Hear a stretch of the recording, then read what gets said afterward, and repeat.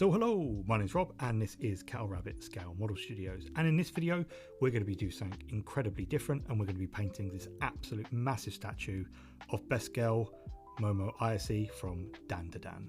Now DANDADAN is an anime. If you haven't seen it, it's absolutely crazy, really good fun, and it's just a bit of a breath of fresh air if you like anime.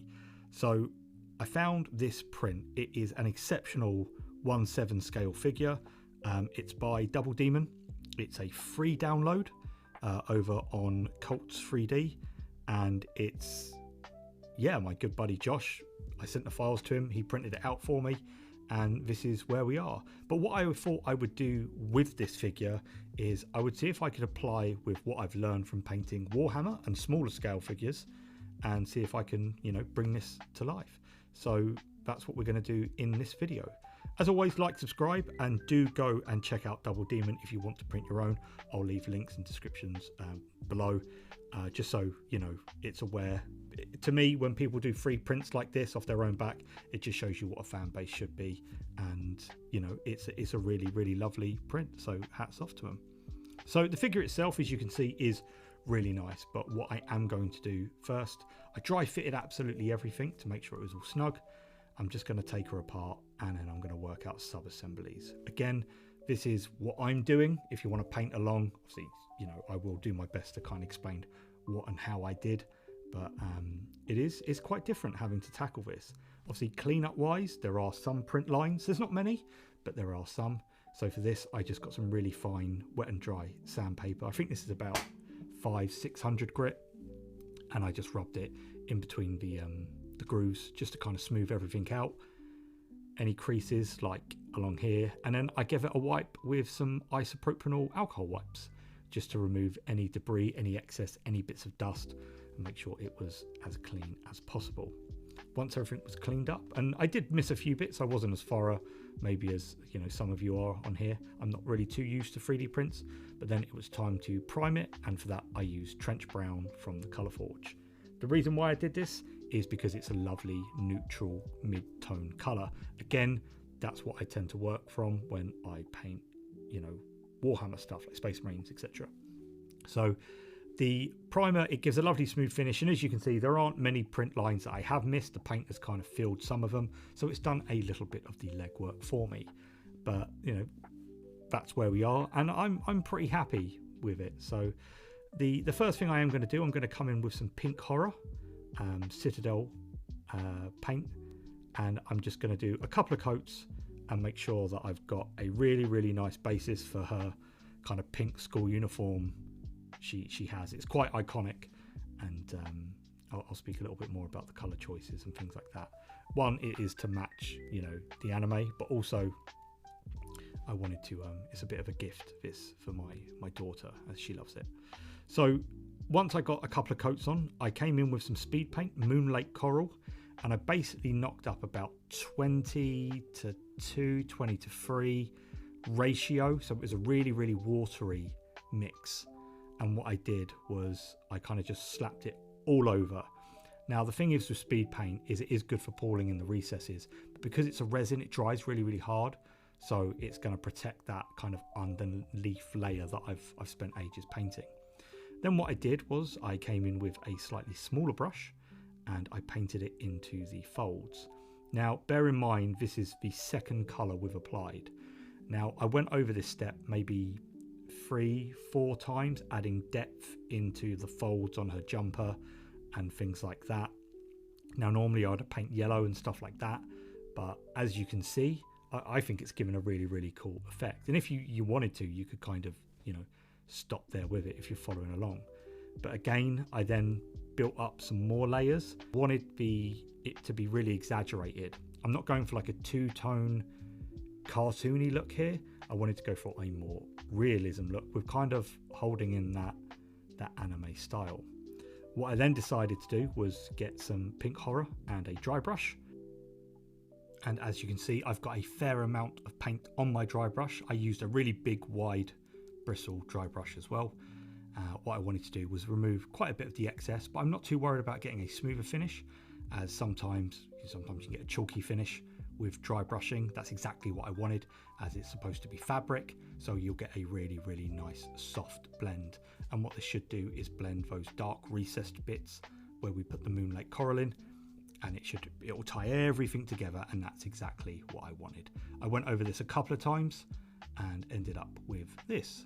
Again, it's looking pretty good, and we've used still only 2 colors. But what I decided to come in with next is Emperor's Children. I then dry brush this over it again, but what I did was, when as you can see on my tissue, I got all the excess away on the same spot that I previously did, so it kind of helped with the blend. Again, I lightly flicked this over some of the edges, the sharper ridges, where the jumper would hang down and light would catch a little bit more, and that's where we are. And then lastly, obviously me being someone that paints Warhammer and stuff like that, highlighting, I did come in with a very watery highlight of Emperor's Children, and I just accentuated some of those folds, and that was really it for the jumper. The next stage was to paint the collar, the skin on the neck, and her bow. I did this off camera, as you can see there. It's looking great. There wasn't too much to it. The skin I'll get to in a second. The collar was just Corax white from Citadel, and then the ribbon, like her little bow that she has around her neck, was just Mephiston red, and it got a bit of a dry brush with Evil Sun Scarlet, and then Wild Rider red. Obviously her little neck collar thing as well was also painted with the Army Painter matte black.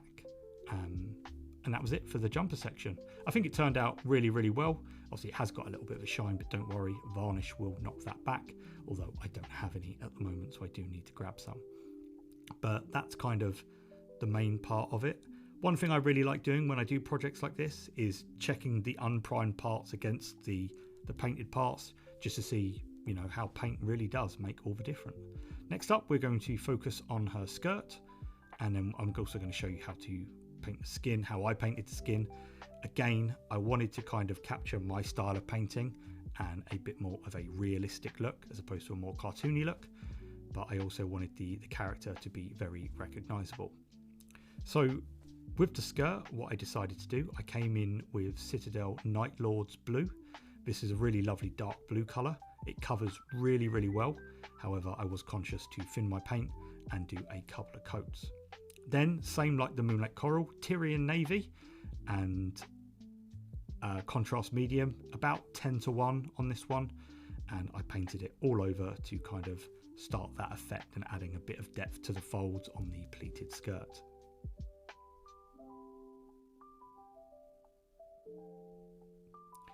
Once that was done, what I decided to do was, as it was drying, I would come into where the folds meet the fabric, and I would just paint in just a little bit extra, just so it starts to darken naturally where the pleats in the skirt would be.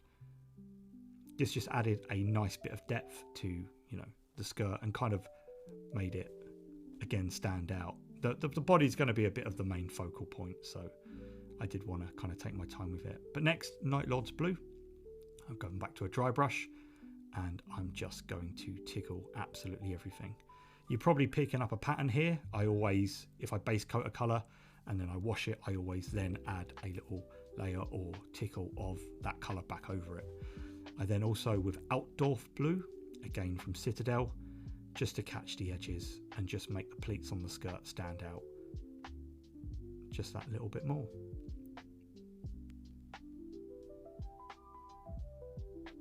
As you can see, that's it. That's all it needs. That's all it requires. And if you pop the top on, you can see already it's really starting to come together.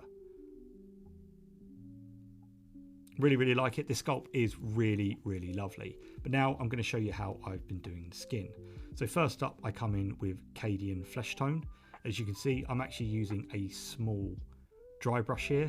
This is just to get the coverage on. It is still slightly thinned. I actually used it on a wet palette, but about 3 coats it took me to get a really good solid colour. That's what I wanted with the skin here, a nice solid colour.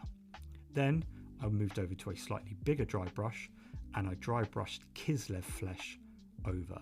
That's it for skin. I'm not going to add any more to it. I wanted the skin to be a little bit lighter but still retain that skin tone. I'm not putting any washes or anything like that over it, as I just don't feel it needs it. Again, this is to try and keep some of that anime styling here, but still make it look a bit more skin tony. I also did little circular motions and stuff like that to kind of get the blend, and left Acadian in like the back of the knees and side of knees where it needed to be. Next up, we're going to tackle her feet. Now, she's kind of got these white baggy socks on. I'm not too sure if there's a name for these. Leg warmers, I don't know. This is just going to be base coated in Corax white. All over. Again, I'm thinning my paint, but I do want to make sure that I have got a nice solid colour to this. Once that was coated, it took me about 2 coats for that. Bold titanium white from Pro Acryl, rapidly becoming my go-to bright white colour. I'm just going to give it a bit of a flick, and I'm only moving downwards so I catch those raised edges of the folds in the socks, just to kind of make them stand out. Then I'm going to get Battleship Grey from the Army Painter, Speed Paints, and Speed Paint Medium. Again, 10:1, and I'm absolutely going to paint this all over. It's a really, really subtle effect. Obviously, you're going to get natural shadows from where the folds are anyway, but I wanted that slight bluey colour to be, you know, sitting on those recesses and them folds. So I did just make sure that it was all kind of, you know, there. It's a bit difficult to see on the camera with the studio lights on it, but trust me, it's there. You'll see it better at the end. But then what I did do was go back to bold titanium white using a really, really big dry brush. And all I did was, again, just flick downwards, catching all those raised edges to kind of make the light hit the folds and things like that. Super, super easy to do, and it gives a really good effect. As for her shoes, contrast paint here, I'm going to use Wildwood, and for that I just painted all over the shoe. This is a lovely kind of dark brown colour, which is great as it's going to save me a bit of time doing highlights and stuff like that. Then for the sole of the shoe, I came in with Black Templar. This is painted straight over the Wildwood. Don't worry, you don't need to paint it white or anything like that. Or you could just use a normal black paint, but I always find this goes over really, really nicely. And then for a little hobby cheat here, Tamiya Weathermaster sets. This is the dirt, sand and snow one, I believe. I actually just run the brush between the two, and I'm just going to flick it over the front of her shoes, and she does tend to drag her feet quite often, Momo. And just add a little bit of dust and a little bit of dirt to the shoes, and that is it. That's all it takes. We'll pop these on, and that's how she looks. It's really, really coming together now, and the next few bits I've got to do are bits that I have already completed. For that, I'm going to complete her hand. That's in the same way as the legs. Her other hand holding her school bag will be completed exactly the same, and then the skin on her face will also be exactly the same. So I'm going to just do these next bits of skin, and we're going to move on to the bag. So, you know, it's all been painted here. Now, what I actually decided to do, I couldn't find the bag colours on the anime. I think she's got like an orange one, but I wasn't sure what to do with this. So I decided to add a pop of colour, though I resprayed this with Sunset Yellow from Colourforge. It's a lovely yellow, covers really, really well, and it just kind of brightens everything up. And then it's Ancient Honey, and I think you know where we're going with this. It's 10 parts medium to about 2 parts Ancient Honey. 1 if you're not sure, and you can build up your layers.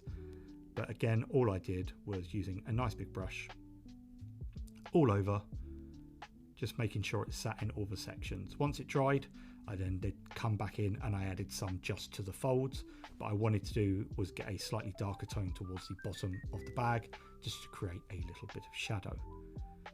Then I got Flash Gets Yellow from Citadel with a really, you know, again, a lovely big dry brush, nice big bristles, and I'm going to flick down, catching all of those kind of raised folds in her bag. Again, this is going to be my pop of colour on the miniature. I didn't want to kind of all be, a jumper really is a little bit brighter colour palette in the actual anime, so I kind of wanted to just, you know, add something of a bit of a focal point. Then I painted all of the trim and the handles with white, And then I just came back in with some Avalan Sunset and painted the grip on her bag. And that's what we're left with. I think it's really, really cool. It's worked really, really well. Nothing too fancy. I didn't put a wash over any of the white or anything like that. I left it very solid colour. But now it's time to move on to the face. And if you're worried about painting faces and stuff like that, having something like this is a really, really good way of practicing. And in actual fact, it was super easy. Obviously, the skin has already been completed, but the first step I did was to paint her eyes white. So all of the eye sections white. The nice thing about this sculpt, it's got lovely raised detail. So as you can see here, she's got the eyeliner already kind of sculpted around the eye. So using a really thin brush, I just came in, added some wings to her eyeliner and some eyelashes. And, you know, as you can see on screen now. Then using mahogany brown from Pro Acryl, I painted in her eyebrows. And now to paint the eyes or animate eyes, all I did was put a small dot where I wanted the eyes to roughly be. You don't need to worry too much here if you're copying along with this. You know, I wanted her to be looking dead ahead. I do this without thinking sometimes, especially on smaller miniatures, so this is a lot easier. And as you can see, I'm just building out that circle using a circular motion to make that kind of big pupil anime eyes, which they have. The nice thing about this is you can always go a little bit bigger if you want to.